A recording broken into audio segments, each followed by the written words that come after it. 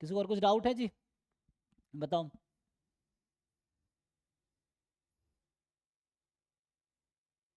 कुछ पूछना है किसी को?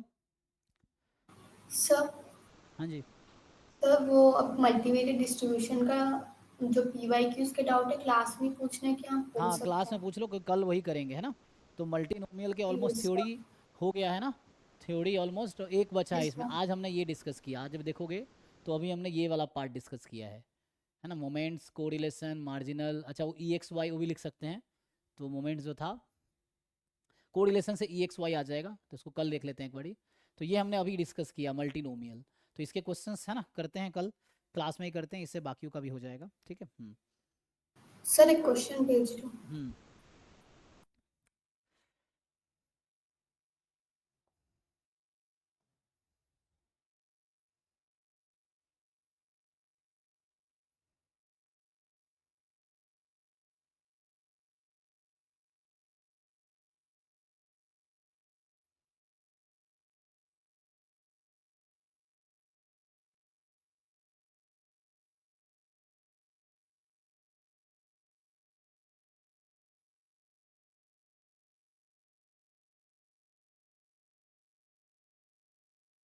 क्या पूछना है इसमें?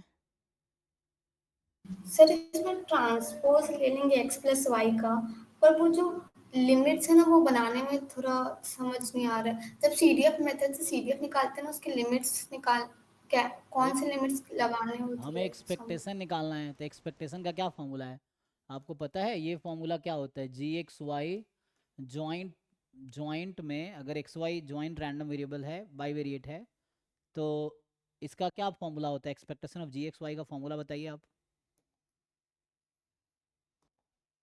याद है?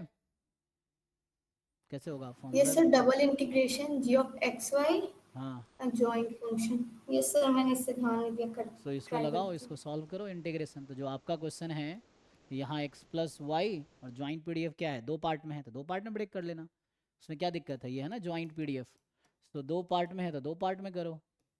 तो इसको टू अलग अलग इंटीग्रेशन कर लो, उसमें क्या दिक्कत है? जैसे एक्स प्लस वाई पहले वाले पार्ट में क्या है, ई की power minus Y one minus E की पावर माइनस एक्स, ऐसा है। यहाँ एक्स प्लस वाई ई की पावर माइनस एक्स ई की पावर माइनस वाई। अब देखो जैसा लिमिट दे रखा है उसके अकॉर्डिंग यूज़ कर लो। क्या दे रखा है, एक्स लेस देन वाई, तो एक काम करो पहले आप डी वाई डी एक्स कर लो, तो यहाँ क्या आसान रहेगा, डी वाई डी एक्स आसान रहेगा, डी वाई डी एक्स कर लो।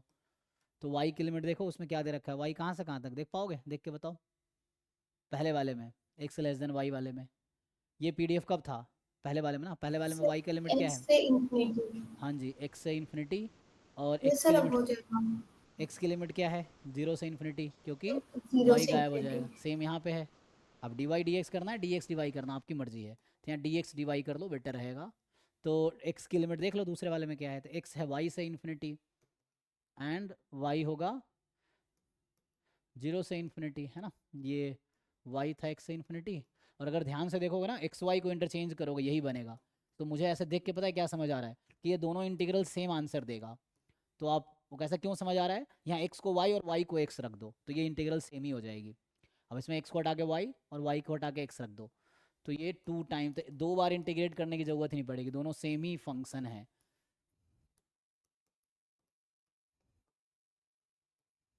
ठीक है। तो यहाँ वाई की लिमिट है एक्स टू इन्फिनिटी और एक्स की लिमिट है जीरो से, इंटीग्रेशन करना आता है, कर दो।